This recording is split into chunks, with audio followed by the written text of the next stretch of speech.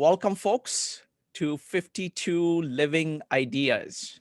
I am delighted today that we are talking about Julian Jaynes' ideas. He's had a profound impact on my thinking, but I've always found it very difficult to communicate his ideas fully to people. So I have got big guns today. We've got Marcel Kuijsten, who is the founder of Julian Jaynes Society. And we also have Brian McVeigh, who actually worked who was a student of Julian Jaynes, and he's been working on anthropology rest of his life. So with that, let me go ahead. It's going to be an interview format. So the format is I'm going to talk to Marcel first about Julian Jaynes and his crucial ideas. Then I'm going to get Brian in to talk about Julian Jaynes and further expand on it. Then we will do Q&A. Then we will go to breakout rooms so we can discuss the ideas presented in small groups. And then we get to come back and talk about our takeaways. All right, folks? So let's get started. So Marcel, welcome. Thank you for having us. Wonderful. So Marcel, how did you come across Julian Jaynes? What is your background and how did you come across Julian Jaynes? I read a book review of Julian Jaynes's book when I was way back when I was a psychology undergraduate student, and I read the book and was really impressed and enthusiastic about it. And Jaynes was covering so much territory that I was already really fascinated by, and answering for the first time a lot of questions that I had been really interested in for a long time. And so from there, this was around the time the very beginnings of the internet and in terms of popular use. And I decided to post I wrote an essay on the book for a psychology class, and I posted it online. And I was very surprised to start receiving emails from all around the world that were enthusiastic readers of the book, and they wanted for the first time to have someone else to communicate with about it. And I thought, wow, I really have hit on something here. And it wasn't long after that Julian Jaynes passed away in 1997. And I was just in the process of planning to reach out to him. I had a sort of a book club with a psychology professor. We were going chapter by chapter discussing the ideas, and we had made a list of questions, and then I discovered he had just passed away. And so I just started a small website about the theory, and I wanted to create a discussion forum where people could share the ideas. And long story short, that grew into the Julian Jaynes Society, and it led to the publication of the books that we've done about the theory, and it's all just grown from there. Wonderful. So what is the best way? You've communicated Julian Jaynes' ideas to several people, many people. What's the best way to go about communicating these ideas? There are a bunch of people here who have read Julian Jaynes, but there are many people here who are not familiar with Julian Jaynes. Well, hopefully, we can give a basic, very high-level overview and inspire the people that haven't read Jaynes's book to read it for themselves. And then maybe in the Q&A, we can get into some of the more in-depth things for the people that are familiar with Jaynes and maybe have questions that they'd like to have answered. So just first off, who was Julian Jaynes? He was a psychologist. He got his doctorate from Yale. He taught at Princeton University for more than 25 years on consciousness. In early 1997, he had dedicated his life to the study of consciousness. And in 1977, published his book, The Origin of Consciousness and the Breakdown of the Bicameral Mind. That was immediately very successful and well received. There were also critiques, but a lot of positive reviews. And from there, he went on to lecture frequently on his book and his theory and consciousness. very frequently for many years, almost right up until his death in November of 1997. And his ideas on consciousness, I think, were very far ahead of their time, especially at that time. Consciousness was still seen as a topic that was almost a little bit of a taboo academically, that it couldn't be studied, you couldn't make progress in this area. That's begun to change, but a lot of the ideas about consciousness that you see out there now still are confusing a lot of different mental functions and lumping them all under this big umbrella of consciousness. And what Jaynes was able to do was start by giving a really precise definition of what he was talking about. And I think the first thing to do is explain that definition, because if one doesn't understand Jaynes's more precise definition of consciousness, the rest of the theory really doesn't make a lot of sense. Perfect. So, what is consciousness according to So, Julian Jaynes? the standard view that I think most people have, if they've never thought about the topic, I think we kind of inherited this idea from Charles Darwin and the theory of evolution, that consciousness just came along at some point in evolution when brains reached a certain level of complexity. And so it's biologically based, but there's really very little evidence to support that at all. And this is the main problem in the field of consciousness studies today, is that if you go to a conference on consciousness, people are all talking about the term using very, very different definitions. And they're all kind of talking past each other. And if you look at some of the critiques of Jaynes's theory, and we might get to that later, many are just simply critiquing the theory based on a much broader definition. So we'll try to give a brief overview of what Jaynes was meaning when he talked about consciousness. And so he started by explaining some of the things that consciousness is not, because it kind of strips away all these layers that are typically packaged in. And the first thing is, Jaynes said, consciousness is not all mentality. It's not the sum of all our conscious processes. And one of the main things that falls under that is often lumped in with consciousness is sensory perception. So when people have a sort of knee-jerk objection to Jaynes, they're often thinking of consciousness as though it's like visual perception, that I'm conscious of you by looking at you.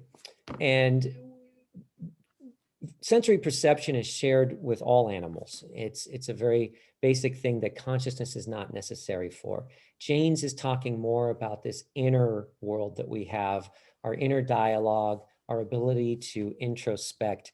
And he gives an example of asking a flashlight in a dark room to look around and explain what it sees. And the flashlight, everywhere it looks, the room is brightly lit. And so because things outside, processes outside of our consciousness we're not aware of, we have this illusion that consciousness is everything. But it's actually a very, very small part of what goes on in the brain. And that's been demonstrated, experimentally now as well.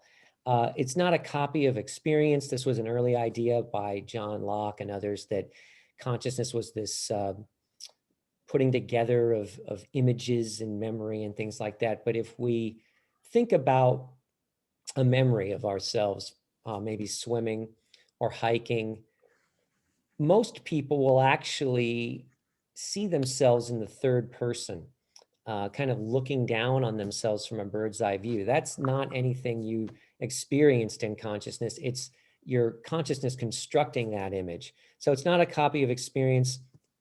And then the next thing gets a little more challenging, is that it's actually not necessary for learning. So you can have all types of learning happening outside of conscious awareness. One example is like Pavlovian conditioning, pairing food with a bell, with dogs, and then having them salivate just to the sound of the bell. That's all happening without consciousness. And then even things like learning skills like typing. It's been shown that most of the improvements happen automatically. It's not something we can really introspect on and have any idea exactly what we're doing. We're just practicing and getting better. He gives another example of taking two coins and tossing them in the air and catching them with opposite hands. And it's almost impossible if you've never done it before at first, but then pretty quickly you're getting a hang of it. And there's nothing you can say about exactly how that happened. It just, you're learning non-consciously. Finally, this really challenges some of our very basic notions of what consciousness is. And it seems like this would be at the heart of consciousness, but Jaynes explains how consciousness is not really necessary for thinking and reasoning. And all of these things are happening outside of our conscious awareness, but we have this illusion that everything is within our consciousness. And a very simple example he gives was an experiment that was done about 100 years ago with holding a weight in each hand and then making a judgment as to which weight is heavier. And that's a form of thinking. And the answer comes instantly. Generally, it's not something that you can introspect on or have any conscious awareness of how you came to the answer. Another example he gives in the book is a series of geometric shapes, say a triangle, a circle, a triangle, a circle. And if you ask someone what's the next shape in the sequence, they instantly know it's a triangle. There's nothing that you can introspect on as to where that answer came from. And many, many other types of processes all happening outside of conscious awareness. But we just have this illusion that that's something we're consciously doing. And finally, on this point, we have people like Albert Einstein and great mathematicians who've all talked about this, how they might be consciously focused on a problem for weeks or even months. And then when they're laying in bed or shaving or going for a walk, suddenly the solution comes to them.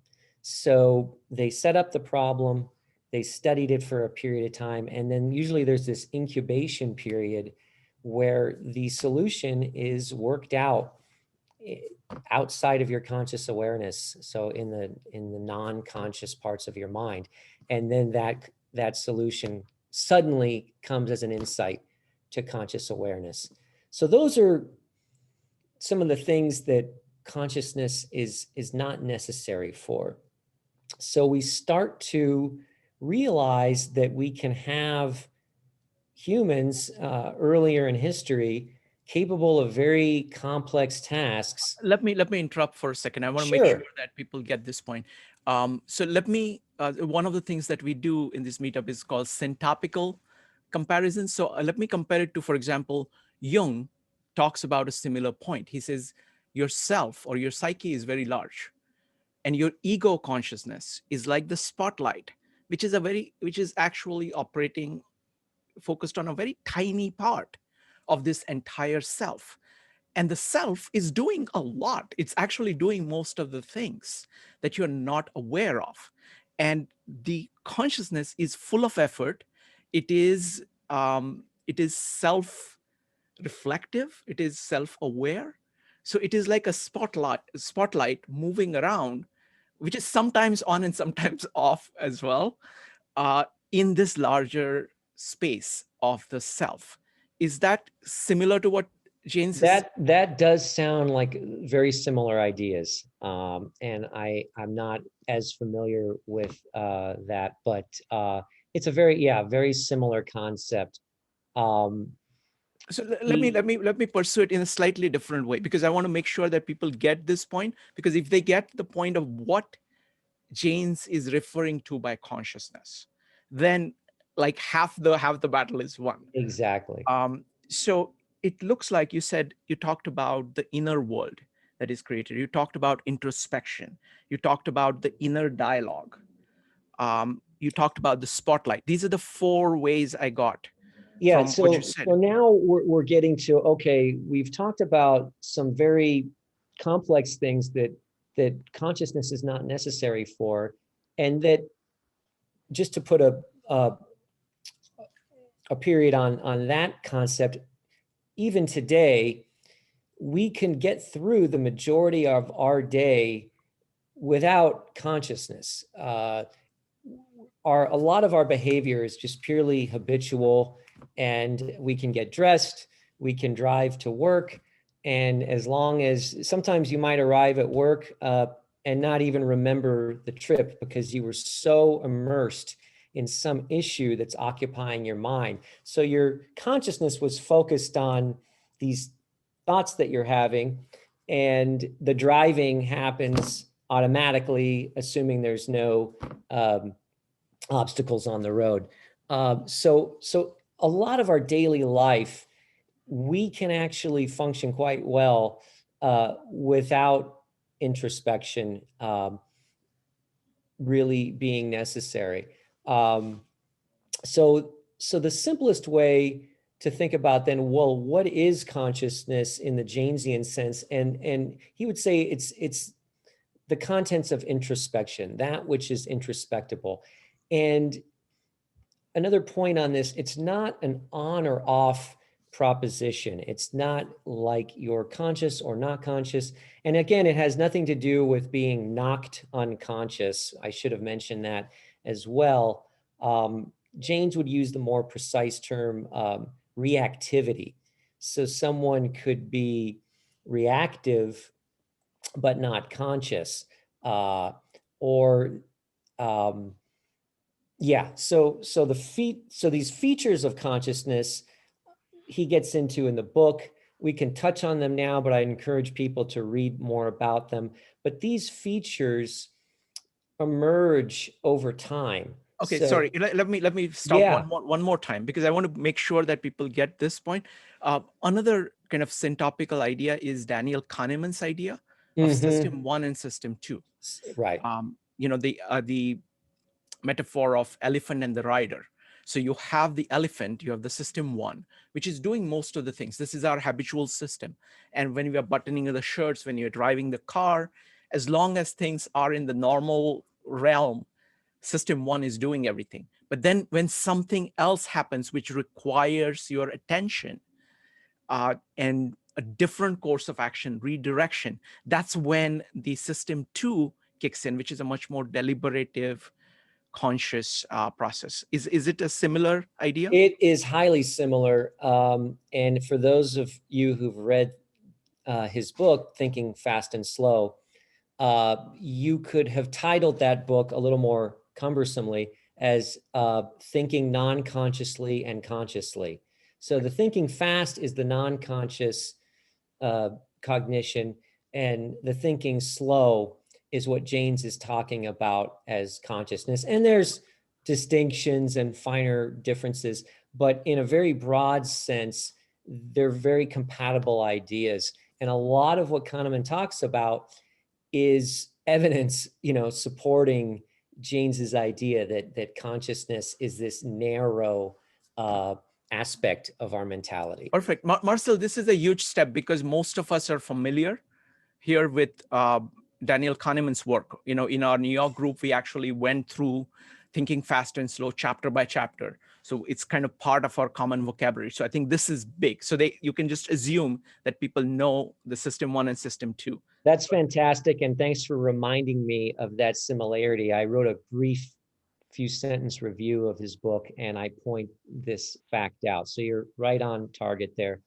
So there's these different features. We won't get too into them, I think, today, but there are things like spatialization, where without consciousness, it's hard to think of one's life on a timeline with a future extending into the future and a past. And all of these spatial qualities are one of the features of consciousness.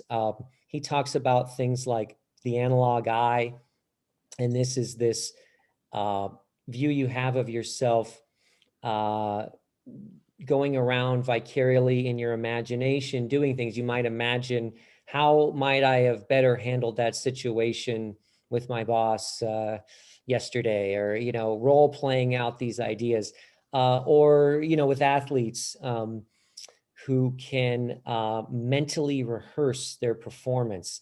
Yeah, we have an athletic trainer here. And so that's the analog eye. And there's the metaphor me, which is sort of this third person view that you have of yourself in consciousness. And these are things that I would encourage people to delve in a little more deeply on their own in the book. A final one is narratization. And, this endless internal dialogue that we have going on in our mind all the time is one of the key features of consciousness. And try to imagine, what that would be like if we didn't have language. So language is this key factor for the development of consciousness. And that's one of the key insights that Jaynes came to. And if we didn't have language as this vehicle to anchor our thoughts to, it would be impossible to have higher forms of thought. And we'd be limited more or less to just, impulses. And so when people talk about whether or not certain animals are conscious and this kind of thing, it's really confusing the definition. And so a way to question that or to think about it is an analog eye narratizing in a mind space. So that's sort of a succinct definition that really gets to the heart of what Jaynes is talking about. Does that person, for example, a non-linguistic person, would likely not have an analog eye narratizing in a mind space? That's the heart of Jaynes's very precise but important definition. Because if you don't have this important, very precise definition, then you can't unravel what we'll get into next. But there's some pretty good evidence from people like Helen Keller and others that before language acquisition, there is not this Jaynesian consciousness. And this is often a shock to people that, an infant is not conscious in the Jaynesian sense. But the more one understands the way he's talking about the term, the more this starts to make sense. Let us spend some time on this, because if people get this idea of creating inner space here, I think we'll get that. So maybe Brian, if you could talk about that, and then I will talk about how I understand it. So how do you understand this specialization, Brian? Well, the place I would start to make the argument more convincing is that if you look at languages before about 1000 BCE, it's very difficult to find expressions or terms that refer to what we would call spatialization and other features of consciousness. Spatialization, I think another way to talk about that most people pick up on immediately is mental imagery, not imagination. Sometimes people use these words interchangeably, but when I say mental imagery, I'm talking about something quite specific. Of course, the idea that there's some space in your head where you can visualize what you had for breakfast. And if you're confronted with a problem or something is bothering you, not all the time, it depends, of course, many of us will have an image in our head. And recently there was a good study on what they call aphantasia, where there are some people actually who do not have images. So it's an interesting question for me, to what degree is mental imagery learned? And if you take a Jaynesian perspective, I think that it is something that's learned, but for whatever reason, some people don't pick up on mental imagery. They'll pick up on other features of consciousness, but not necessarily mental imagery. But in any case, I don't want to get Sure. part and in the weeds. But yeah, spatialization is really, I think Jaynes actually said spatialization is the most primitive aspect of consciousness. And Marcel already talked about several features of consciousness. And for those of you who are interested, you can go to Jaynes, his book, and I think it's maybe pages 58 to 64, something like that, where he lists these very specific features. He lists about 6 or 7 of them. And as I said, I think I'm pretty sure he starts off with spatialization, because the idea is that if you can build something, if you can believe that there's a space in your head, then other features of consciousness follow. Wonderful. I think this is a huge idea for folks. So if you get this idea, you get a lot of what, because that's like the foundation of how Jaynes thinks about consciousness. It's a way of kind of simulating possibilities in your head instead of simply reacting. When you're operating with system, when you're simply reacting, there's something that happens and you do something. So there is nothing in the middle. What you're doing is that you're actually creating a space where you're considering the possibilities. You're playing out yourself as a person saying, I could do this or I could do that. And that is the beginning of self-awareness, self-consciousness, being able to say, I have this ability of choosing between this and this. What would happen if I do this? So it brings in a level of mental operation, deliberate mental operation, self-aware mental operation, which takes a giant leap forward. That's what he's talking about. Go ahead, Marcel. Yeah, I think that's another important point that you're raising, is that for Jaynes, non-human animals are entirely stimulus response. And through the development of consciousness, the learning of consciousness through metaphorical language, we have developed this space between stimulus and response where we can deliberate our actions and choose our behaviors. And in ancient history, people had not yet, according to Jaynes, developed this space between stimulus and response. And from here, we can talk about how Jaynes started to look for this in ancient history. Okay, so after studying consciousness or trying to study consciousness in animals for years, Jaynes hit on this idea that language was a necessary prerequisite, and others like Daniel Dennett also are proponents of this idea called the language dependency hypothesis. And so he started to look back through history to see if there were changes. And around 3000 BC is when we have the first writing, cuneiform in Mesopotamia and hieroglyphics in ancient Egypt. But one of the oldest documents that's of reliable translation and long enough to analyze is the Iliad. And what shockingly Jaynes discovered was, if you look at the older parts of the Iliad, as it has had newer layers and additions more recently, there is no introspection, and it's very action oriented. And when Achilles, for example, has to make a decision, rather than deliberating on it or introspecting, a goddess appears and issues a command and tells him what to do. Well, this was always seen as a literary device or just part of the story, but Jaynes felt this was a misinterpretation of the Iliad that was not composed by a man named Homer as modern poetry would be composed, but it was transmitted through generations by Greek bards that were in almost a trance state. And he felt that this was a realistic depiction of their psychological experience, that they were hearing these voices that were directing their behavior. And then when he started to look in other places, he found similar evidence for this throughout the ancient world. And so what Achilles was hearing was what we today would call an auditory hallucination.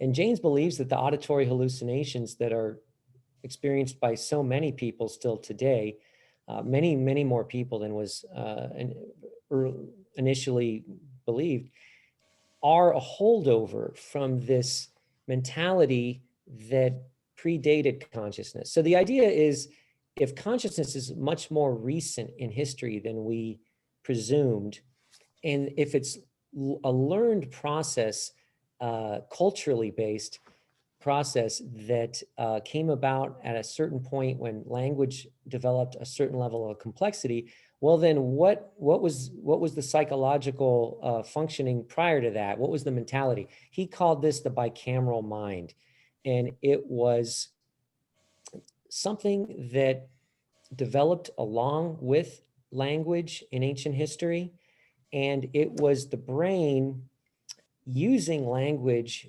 as a tool to transmit experience as efficiently as possible from one brain hemisphere to the other. And he speculated that the neurology of this would be that language is processed for most people, right-handed people, in the left temporal lobe. Those are the language areas. So what were the language areas of the non-dominant right hemisphere doing? Well, he speculated that they were becoming active when this person would hear a voice giving them direction, transmitting experience. But the technology wasn't available at that time to really test it. Since then, starting in 1999, technology progressed to the point where they could do brain imaging of people during hallucinations. And it turned out it was exactly as Jaynes predicted, that most of us suppress these language areas in our non-dominant hemisphere, but in people that are hallucinating, these language areas become active. And for reasons we don't really completely understand, something about the activity of the language areas in the non-dominant hemisphere gives us this sense that these voices are coming from outside of ourselves, that they're alien to us. So, and interpreted within the context of one's culture as a chief, a king, a dead ancestor, a god, or for people who hear voices today, it's often interpreted as a political figure or a religious figure, or that kind of thing. And so that's kind of the explanation of this bicameral mind that Jaynes thinks was operating prior to this development of consciousness based on language. Wonderful. So I want to approach it from the kind of evolutionary perspective. So I mean, the way I understand this is that there is the concept of God and concept of man, the executive function, directing function, and the doer function. So for example, consider like a primate troop.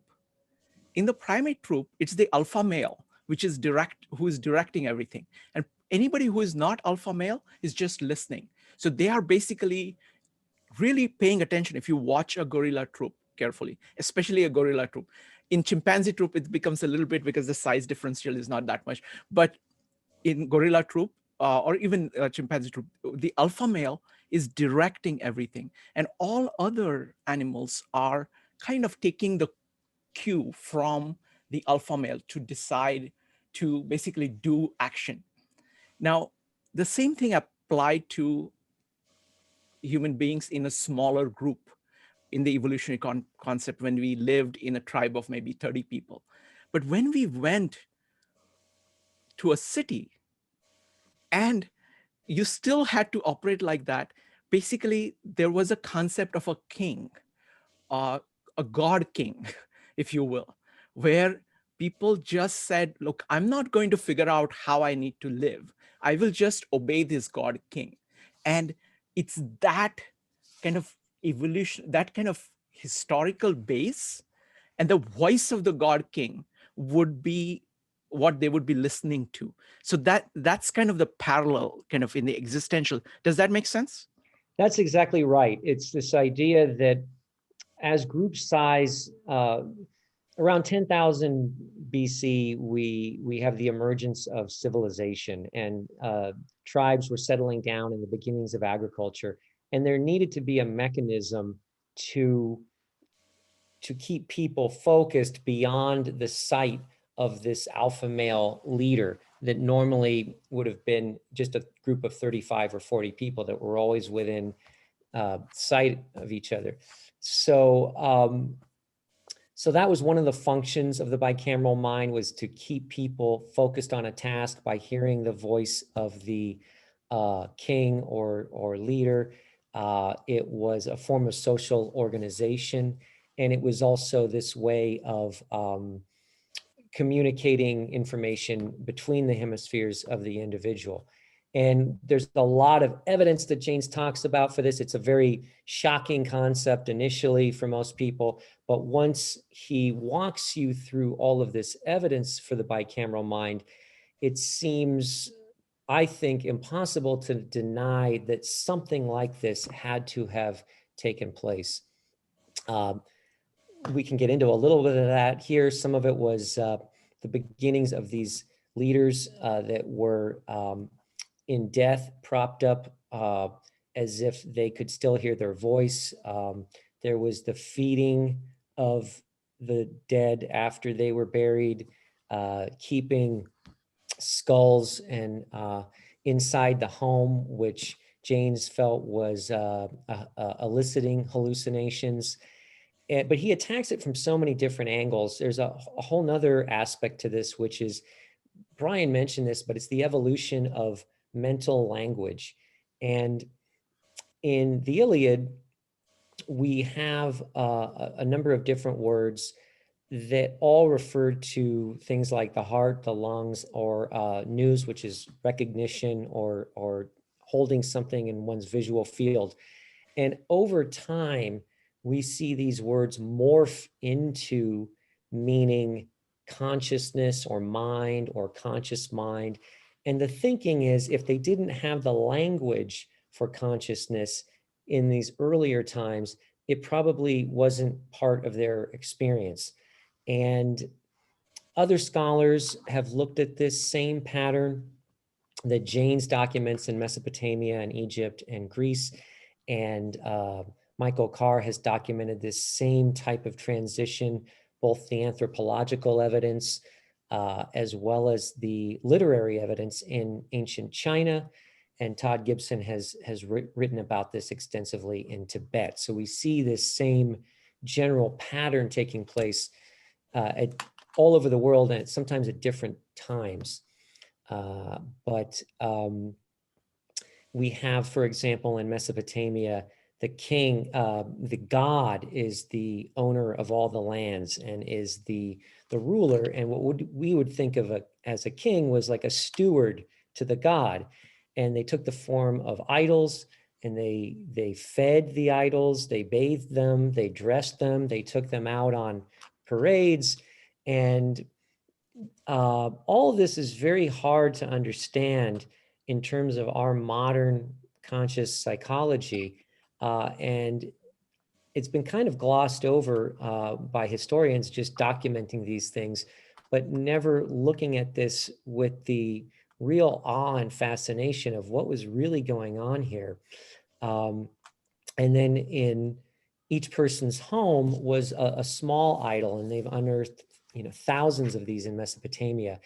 And Jaynes believes that was the hallucinatory aid for the person's personal god. So there's a number of different aspects to this. And then as this whole process breaks down, and consciousness begins to emerge, we see another number of historical things taking place that are very interesting, that are really inexplicable, I think, outside of this theory. But I'll let you jump in. Sure. I want to do one thing with now. So imagine yourself living in this civilization where you don't need to take any decisions. You're basically, voices are going to come to you. And this is not that odd. This is how people, traditional people work. You know, they're just following the culture, following the tradition. It just comes to you as that's what you're supposed to do. And there are words associated with that because the words make it make the actions far more complex. It allows for far more complexity of behavior, the language. So you have this going on, okay? And you've lived in these civilizations for centuries and centuries. And suddenly things start to go wrong. Empires start to fall apart. So these gods that were speaking to you, when you listened to them before, when you obeyed them before, it produced good results. Now it has changed. Now it has changed. So there is this beautiful passages. It's like, my God has forsaken me and disappeared. My goddess has failed me and keeps at a distance. The good angel who walked beside me has departed. Okay. Or one has no God as he walks along the street. Headache envelopes him like a garment. So this is a people whose entire mooring from the society and the structure that they depended on is gone. Now what happens? So this is the breakdown. Yeah, exactly right. And the text that you quoted, which is thought to be the basis of the book of Job from Mesopotamia, is the first time in history we see this idea of the gods having departed. Before this, in all of these texts, the gods are right there with us. And a friend of mine had a fun way of putting it. It's like they're your high school football coach. They're right there with you. They're telling you what to do. They're ever present, and you're hearing the voices, and everything is fine.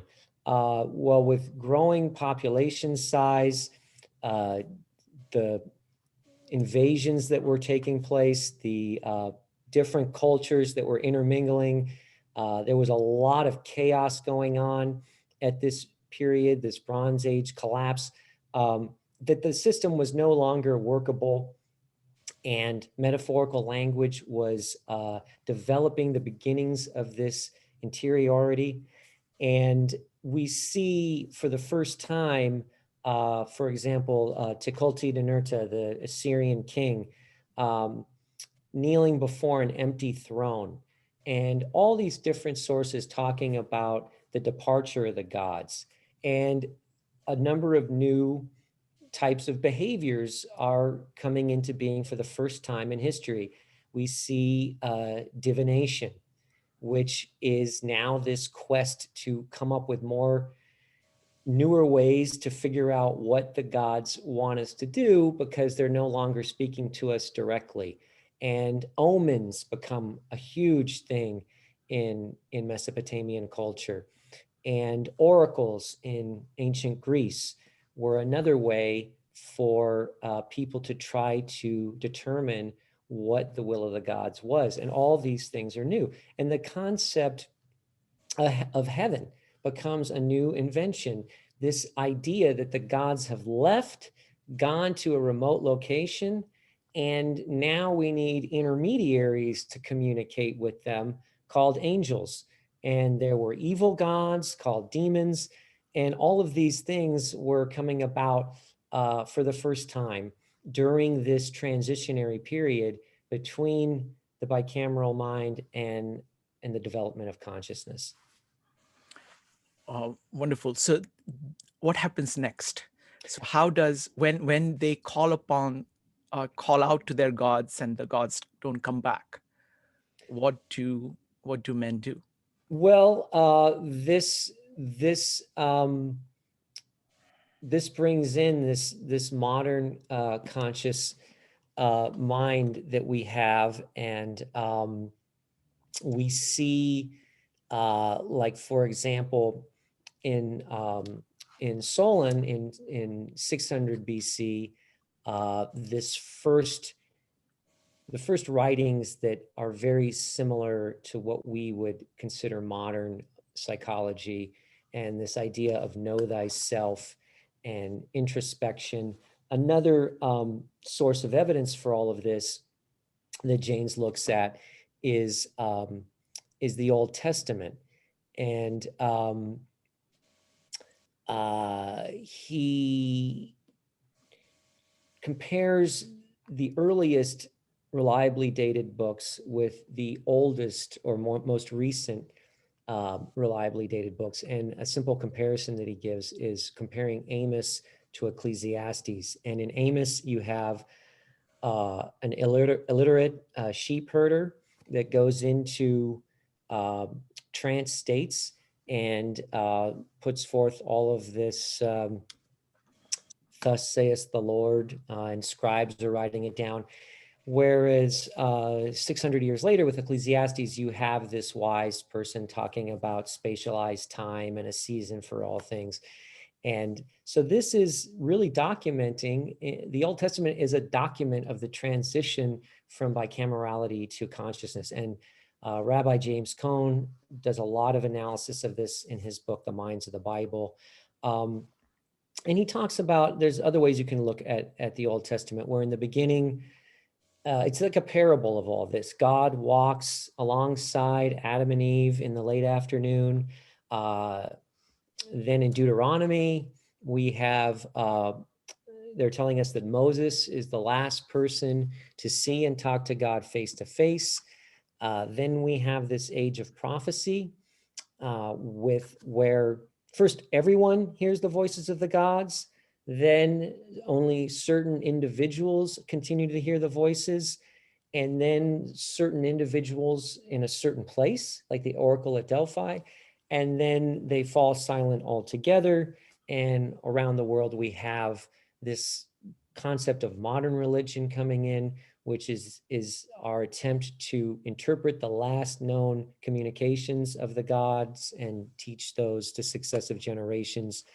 And so that's this, after the age of prophecy, we have the age of wisdom.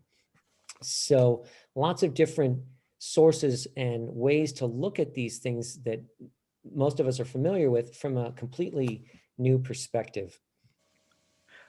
Yeah, no, this is really fascinating. My favorite example is the distinction between Iliad and Odyssey.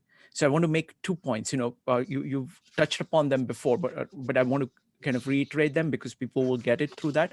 Like when you look at characters in Iliad, things happen to them. Like, gods come and make them do different things. And whenever they're explaining what they're doing, they would say, Athena came to me and asked me to do this. So they are seeing themselves as being the doers, being ordered by these executive beings, which are gods. Now, fast forward to Odyssey. Odysseus is a very different character. He's a wily character. He is thinking, he's self-aware. He's saying, what happens if I do this? Should I do this? What is he going to think? He even has not only a space in his head, he also knows that there is space in other people's head. And say, what are they thinking about? What possibilities are they considering? So what should I do based on that? So there is a level of self-awareness and awareness that there is self-awareness in other people. And that is there in the language itself. That's a huge point, huge point. And that's exactly what Jaynes is talking about. As when he talks about consciousness, he's saying Odysseus is conscious. Exactly. Yeah, he's looking at the Iliad, and he agrees with the scholarship that these came hundreds of years apart, and the Iliad is this very action-oriented, concrete, non-introspective, God-driven world, and the Odyssey is now the world of the beginnings of consciousness, with the beginnings of deceit, which was complex deceit was not possible before. And the gods are have been dramatically weakened in the Odyssey, and they are talking more to each other than they are directing the characters.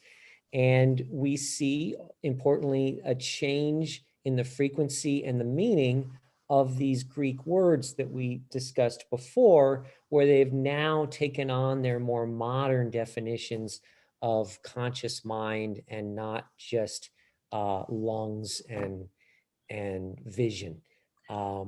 So this is another excellent way to compare and contrast these two different psychologies. Yeah, I mean, the reason I'm such a big fan of Julian Jaynes is that he's full of insights. So this book, I mean, he goes between kind of evolution and early civilizations to modern civilization. He looks at the nature of language. He looks at how social systems transform the way in which people think, and he just does that while talking about all kinds of things. For example, one of his brilliant observations is how language developed, or how did terms for consciousness develop. So initially we were talking about, thumos, you're talking about like blood rising, right?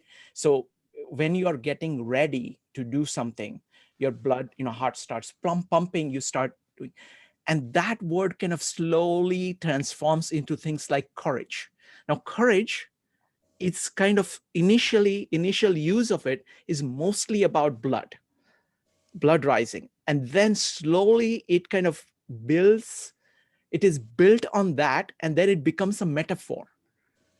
And the word courage as we use now refers to something in consciousness. So there is this transmission, there is a history of words that he traces to show that. Yeah, and it's fascinating to see these same transitions taking place in completely different cultures, like China, that hadn't been studied at the time of Jaynes's book. And I think anything like this, when you first hear it, it sounds really difficult to wrap one's mind around. And there's a natural inclination of skepticism that I think, is good, but that's, sort of with any new idea. It's one of those things that you have to really immerse yourself in for a while to start thinking about these ideas in a way that's so different from the history that we're used to thinking about, and thinking about consciousness the way that we might have thought about it previously. And one of the things, if we have time, that I always like to touch on, because I think it helps address some of the skepticism, is some of the new evidence for Jaynes's theory that has come along in the last 40 years since he first published his book. Sure, let's do the neuroscience. Okay, yeah. So this was really exciting, and I think it's something that got a lot of people re-interested in Jaynes who had read his book, like some of the people with us tonight, when it first came out. And so that started in 1999 with Belinda Lennox in the UK, doing this study of a hallucinating schizophrenic in an MRI machine, pressing a joystick when a hallucination would begin, and then doing a scan of his brain. And indeed, what they found was exactly what Jaynes predicted, was this right-left temporal lobe interaction from the non-dominant language areas, initiating the hallucination, traveling across the corpus callosum, and being heard or perceived in our dominant left hemisphere language areas. This was followed up by many, many other researchers. Iris Sommer in the Netherlands has done a lot of research on the neurology of hallucinations and has quoted Jaynes in her papers, and Renard Jardy in France, and many, many others, dozens and dozens of studies now over the last 20 years, in my view, have really vindicated what is called Jaynes's neurological model for the bicameral mind. So people today are experiencing auditory hallucinations, and it's based on this right-left temporal lobe interaction. And the thinking is that prior to consciousness, the brain hemispheres operated more independently than they do today. Through consciousness, our brain hemispheres operate in a more integrated fashion.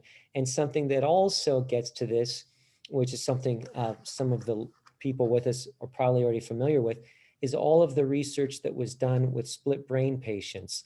And before medications advanced to the point that they are today, an early treatment for severe epilepsy was to sever the connection between the two hemispheres. And with sophisticated lab equipment, what emerged was very shocking. And the two hemispheres seem to be operating very independently and having their own preferences and own ideas about things. And the person, the speaking person, for reasons that are not that clear, our sense of self is wrapped up with our dominant language hemisphere. So when you give a message to the non-dominant, now disconnected right hemisphere, it's not in the awareness of the dominant hemisphere. And maybe this is getting a little too complicated, but it was more neurological evidence that showed this independent operation of the brain hemispheres that gives more evidence for Jaynes's bicameral mind. And you also have people who at a very young age have a hemisphere completely removed due to damage or disease. And we can see that people can operate shockingly with only one brain hemisphere. Is there something you want to? Yes, there are two questions I have, and then I'm going to open it up for questions from the audience. The first one is about writing. So this is a question for both Marcel and Brian. What does Jaynes think is the role of writing in the development of consciousness? Brian, why don't you start? Because I've been doing a lot of the talking. Okay. Well, one interesting thing that Jaynes says about writing is that he seems to think that when people started to use writing, when they would read it, the word read would be read, the writing actually spoke to them. And not just in Mesopotamian cuneiform, but also hieroglyphics in ancient Egypt. What's important as a caveat to keep in mind about writing, of course, is that, we're talking thousands of years ago. So probably most people could not read or understand writing. It was probably just a very small elite. But it was that elite, of course, who came up with what today we call mythologies, who controlled information flow. That's always important to keep in mind, because when we, many times in modern times, when we say writing, we assume that it's a skill, a capability that's universal. And in fact, even now it's not universal, but certainly 3, 4, 5,000 years ago, it was not universal. But in any case, what's important, another important point for Jaynes when it comes to writing, is that writing actually started to erode the voices, because writing was something that was spatialized, it was put out, and was something you could turn away from. And that probably weakened the authorization of the gods' voices. So in any case, that's those are just a couple of points I would start with. Wonderful, wonderful. Thank you, Brian. Marcel, would you like to add anything? Yeah, I would just say I think that's right. That with the auditory hallucinations, there you can't escape them. If you talk to people who hear voices, it's all encompassing generally, and it's not something you can turn away from. Whereas with writing, you can. It's in a fixed location, and it starts to weaken the authority versus this very immediate sensory experience. And if I could just get one last item in before questions. Sure. That I think is really interesting to think about. It's all of this new evidence for auditory hallucinations in modern society, because when Jaynes's book came out, we have to remember this was kind of a fringe topic that hadn't really been looked at for about 100 years prior, because psychology was focused on behaviorism and operant conditioning and those kind of things. And Jaynes inspired this modern interest in auditory hallucinations to a large degree. And studies began being done looking at the incidence of hallucinations in normal people.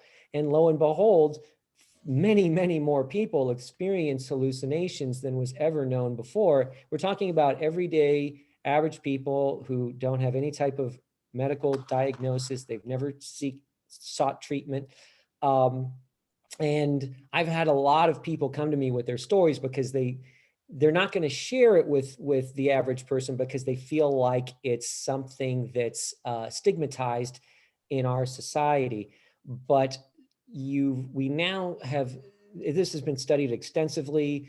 Hallucinations occur on a spectrum throughout society. They're found very frequently in high altitude climbers, people under stress, people in military combat situations, people in social deprivation, isolation like solitary confinement, even just sleep deprivation. So if you want to have this experience, you can just stay up for a couple of days and I can almost guarantee you it will start to happen. Another important thing that we know a lot more about now is the imaginary playmates, or we call it now imaginary companions in children, which are now thought to involve actual hallucinations. And in the ancient world, this imaginary companion would have grown up with the person and become their personal god. There's no other explanation for this other than Jaynes's theory that has any real viability, in my view. The fact that in schizophrenia, I did touch on this earlier, the hallucinations often take the form of a command, fits perfectly with what Jaynes was teaching us. And even in those everyday people that aren't having these command hallucinations that these people often obey, the voices are not random. They are very often centered on behavior, commenting on the person's behavior, criticizing their behavior, or giving them behavioral suggestions. So again, all of this fits perfectly with the bicameral mind theory. There's been no alternate explanations for any of this other than just, yeah, some people hallucinate and we're just going to try to prescribe something, but we can't really tell you why. And there's a huge disconnect between modern psychiatry and mental illness treatment and history, and looking at, we have this point in history where hallucinations went from being visions and spiritual communication, and in the Middle Ages, people were trying to go through fasting and self-injurious behavior to try to elicit the hallucinations, to suddenly there's a transition that takes place where it's now mental illness, and people that would have been a prophet 1,000 years ago are now directed to a psychiatrist. So it's a fascinating thing to think about, and really there's no other good way, I think, of explaining this outside of the context of the bicameral mind theory. And I just wanted to get that in. Sure. Last question for Brian. Brian, it's very rare to have the opportunity of working with a person of this caliber like Julian Jaynes. So what was it like? Well, I've actually written a little bit about this, and if I had to describe in one word Julian Jaynes' personality, it would be humble. And I remember him saying to me once that if you're going to be a good researcher, a good scholar, or just an open-minded person, you need to be willing to be wrong. And that was something that I took from him. And this idea of just being open-minded and not worrying too much what other people might think about your ideas, as crazy as they might sound. So he was, yeah, as I said, humility is the word that comes to mind.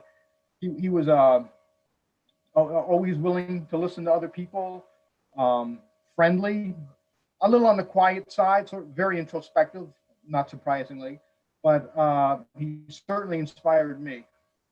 Wonderful. Thank you, Brian. Folks, now we'll go to takeaways. I want to address one point in the chat that Paul and Judith made about the transition between the bicameral to the conscious stage. I mean, one way to think of it very simply is system one and system two. The bicameral people are mostly driven by system one. You know, they hear something and they do something. It's just reactive. It's reactive to the totality of their culture, and they are hearing it through as voices, but even forget about the thing that they are hearing it. It's a reactive kind of an operation.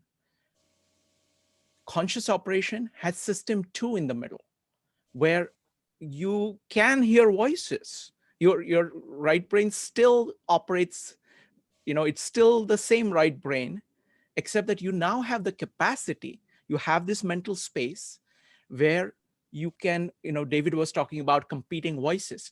You have a choice, you have a way of considering multiple things and choosing between them. So you have that awareness. And Paul was pointing out, well, some people don't use it. Yeah, of course, consciousness requires tremendous effort, and you can always fall back upon your system one anytime, and that is always available to you. So that's my kind of quick response to the comments in the chat. But I want to now open it up for takeaways. Anybody who wants to say, what are you walking away with? Paul. You want me to talk? Yeah. Yes, go ahead. Yeah, thank you. And that's good segue because you mentioned my comment. So I'm walking away with a lot of interesting points and questions, which I always do from these, but I'm wholly unconvinced that there couldn't have been these bards telling these stories thousands of years ago, and people could have been introspecting on them in a system two-like fashion.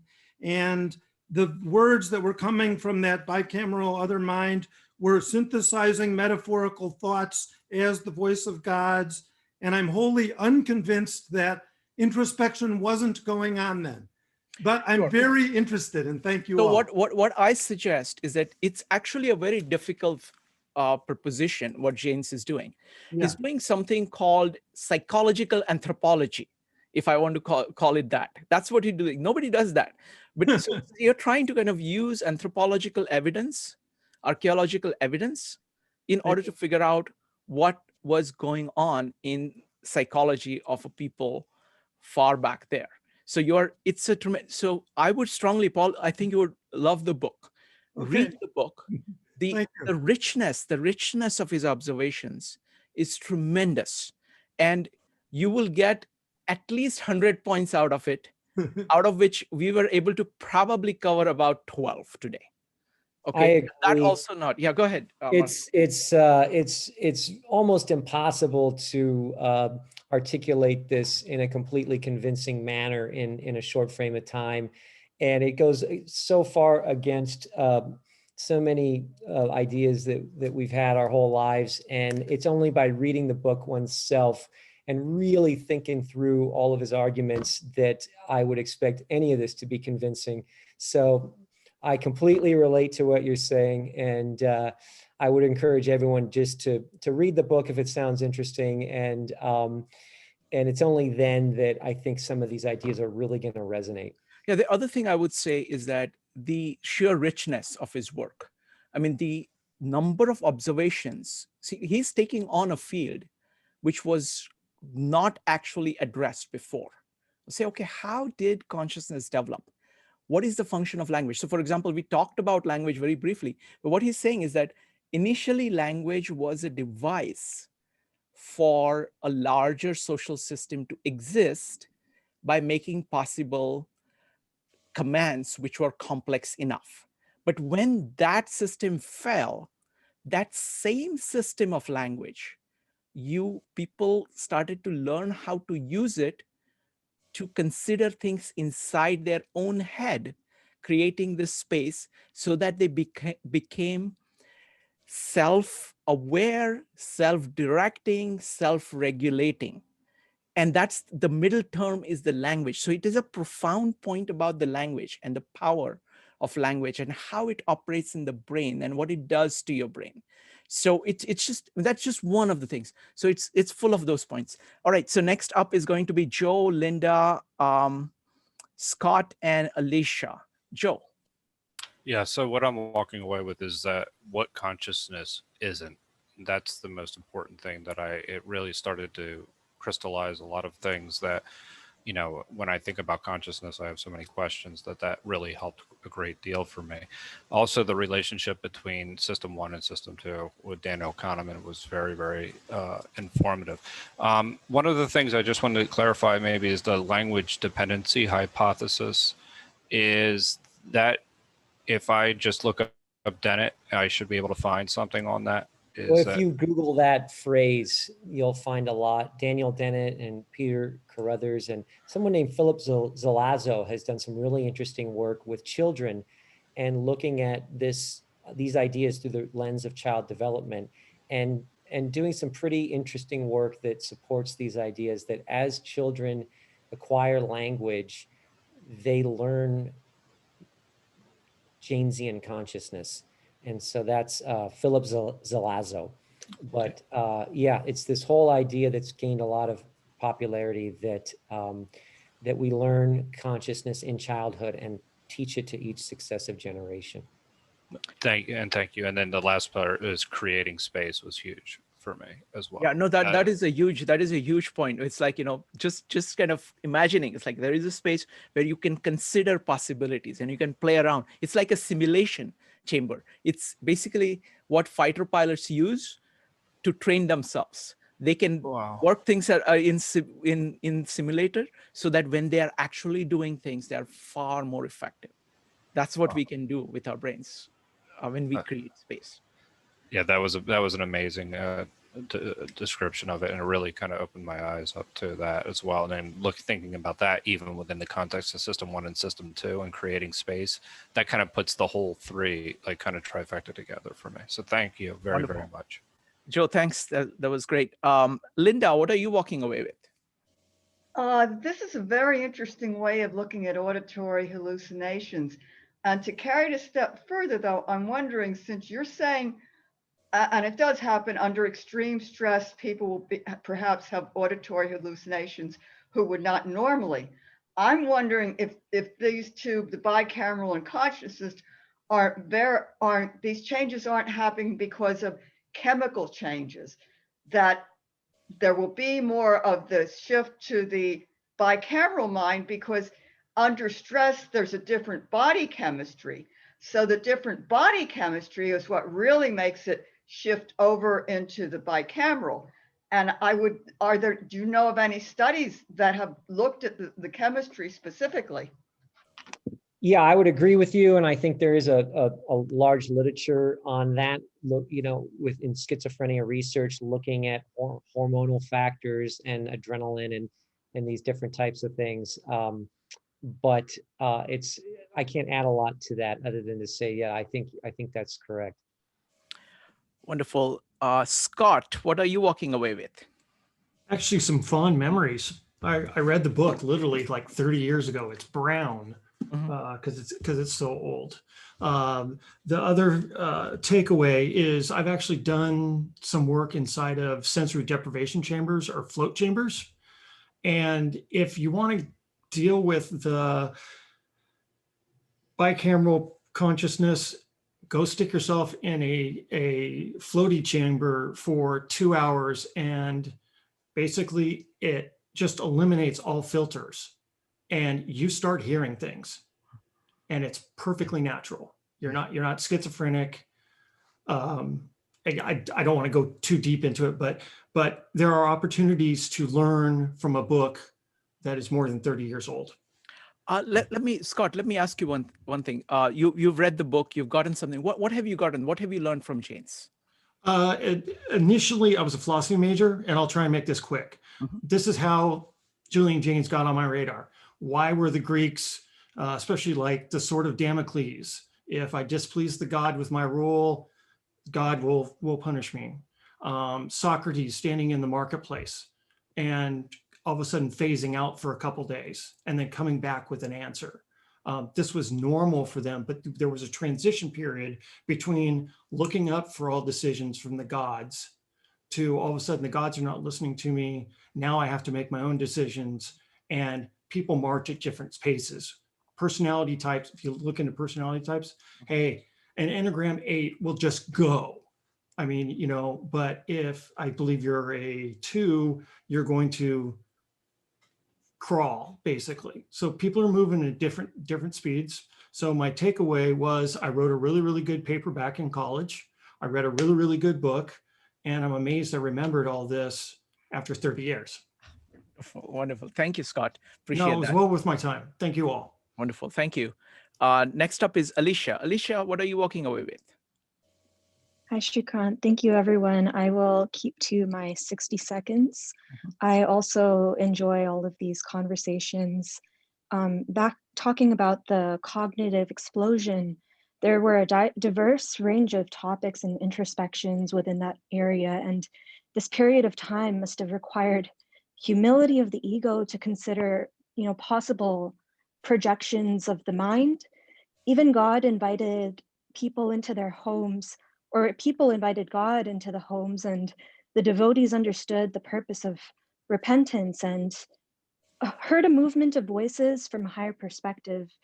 They were examples and archetypes that maybe strove to achieve a sort of Renaissance mind, moving from animal perspective to that of the man. And I thought it was very interesting to hear about how bicameral reactions factor into all of that. And the energy given off that was received was powerful, and behavioral and cognitive, letting go of this unconscious mechanism disparaging the path to a eudaimonia. And I thought that was absolutely amazing, because honestly, it was just such an enlightening conversation. And it is said to have been the most convincing mark of a god, to be able to see from that higher level. And I thought you were absolutely right. It got quite complicated, but you all did a wonderful job at clarifying, and the levels of positions being presented were, you know, articulated in this beautiful manner. I almost like poetry, and I will definitely be reading the book to dive deeper. Thank you so much for sharing your kindness and knowledge. I really enjoyed the talk. I appreciate your help. Thank you very much, Alicia. Appreciate that greatly. Thank you. Next up is Judith, followed by Jorge. Judith. Yeah, I am left with a question, and also I just wanted to know, so what year, what approximate time period this all happened? You're talking about Greek culture. And the reason I asked too is I'm thinking human migration happened across the globe well before that. So did they consider other, you know, smaller civilizations like the Aborigines that didn't have the force? You said that you said larger civilizations that couldn't handle, you know, small populations could handle hearing voices, but you needed more introspective thinking to handle when you didn't have anyone you could ask. So in some of those populations that would have moved before then, did they do studies on that? How does that factor in? That is the question I'm left with. And I'm very interested in the book as well. Great. Yeah, so Jaynes wrote about the origin of language and the timing of language, and all of this depends on language. So we have tribal groups going back earlier than 100,000 years ago, and they would have just been, you know, pre-bicameral and more like a non-human animal in a lot of ways than a modern human. And then as language developed, the bicameral mind developed along with it in these first in these tribal cultures. So roughly around anywhere from 50 to 100,000 years ago. Some people think that language is much older, but Jaynes has a lot of good reasons why he thinks that's not correct. And then so we had the pre-bicameral phase, the beginnings of language and the bicameral mind up until the beginnings of civilization around 10,000 BC, and then the transition to modern consciousness beginning, say, 1500 BC up to 800 BC, as these different changes happened over a number of generations. Thank you. Next up is Jorge Best. Thank you. I just wanted to share a couple of things. Of course, not reading the book is so difficult to understand so many things that Julian explained and connected. I read a book many years ago. I got back to it from time to time. It's one of my favorite books of all time. Completely convinced of his theories.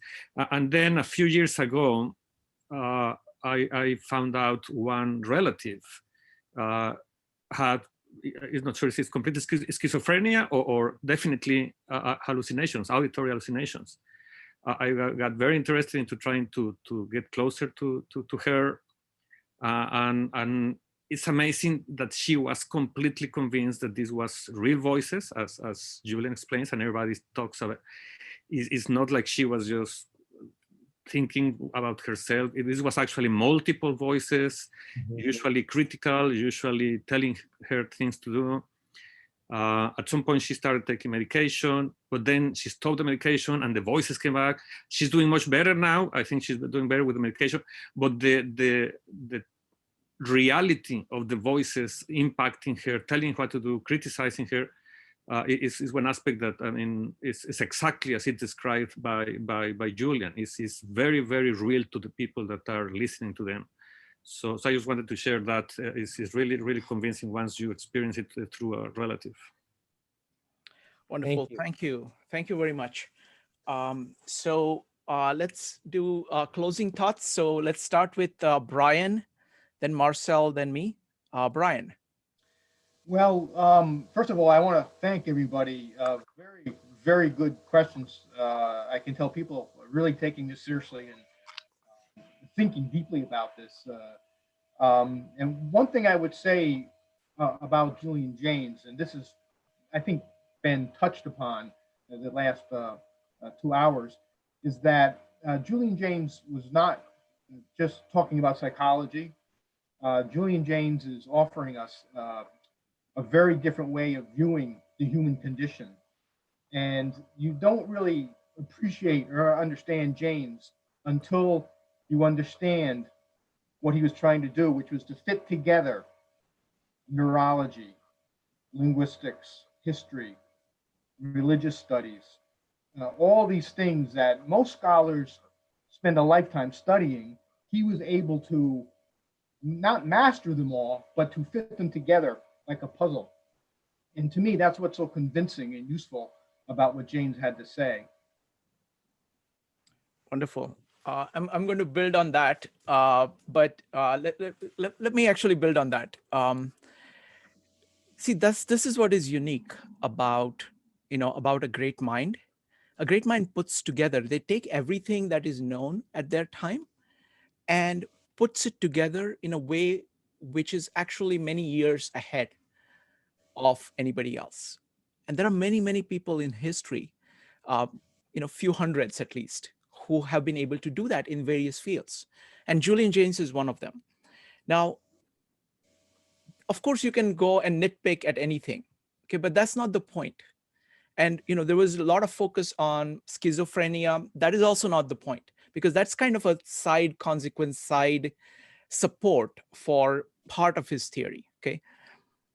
What he's talking about, he's actually integrating, just as Brian said, he's trying to integrate history, evolution, what happens with language, what happens with consciousness, what happens with religion, what are the functions of all of this, how did they change over time? And he's trying to come up with a coherent explanation for it. There are few things that develop which are truly unique. He has things to say about language, which are very fundamental. There are multiple uses of language. People just say language. It is, one thing I've learned thanks to Julian Jaynes is that language is a very deep area. Spoken language is very different than written language. Cultures that are used to written language use the language very differently from cultures that don't have any spoken language. The range of communication with language varies. It could be language where words are simply used as a supplement to mostly nonverbal communication, to words themselves by being able to do things across the world. So there is this entire realm of language that he opens up. He talks about writing. That's probably one of the greatest things I have gotten from Julian Jaynes. It's partly my conclusions based on what he's written. What writing does is that writing takes something that you are doing inside here and puts it out there. Okay. Once it is out there, you can look at it. It allows you a self-reflection about your thought that you could not do within your mind, no matter how much. It is a way of expanding your mental space, which has had profound impact on civilization, profound impact on individual, what an individual mind can do, let alone the social consequences of it. So these are just few things. The more tougher things to understand is his concept of consciousness. What exactly are you doing when you say you're conscious? What is self-awareness? What do you actually do? How does time come into this? And all these issues he brings together and he plays with them. He shows it to you in story, in terms of how it progressed. Yes, there are quibbles here and there that I have with his things, but so what? That that quibbles I can see only because I'm standing on his shoulders. So that's why I would strongly urge you to read this book, and I would love to talk to you about this. I mean, just like we have taken in, my hope is that just like we have taken in Daniel Kahneman's work, and we can just talk about system 1 and system 2 as a standard part of our vocabulary now, which allows us to talk about things that we otherwise would not be able to talk about. If you did that with Jaynes, we would be able to do that too. So I would strongly recommend that. Marcel. Well, first, I just want to say thanks so much for the opportunity. I've really enjoyed speaking to all of you tonight, and I appreciate the great questions and the very thoughtful questions that people have. And we are really just scratching the surface of this.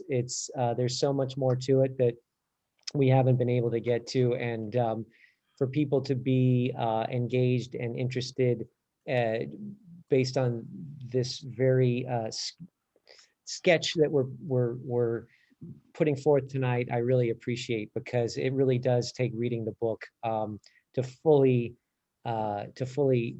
understand, the whole theory.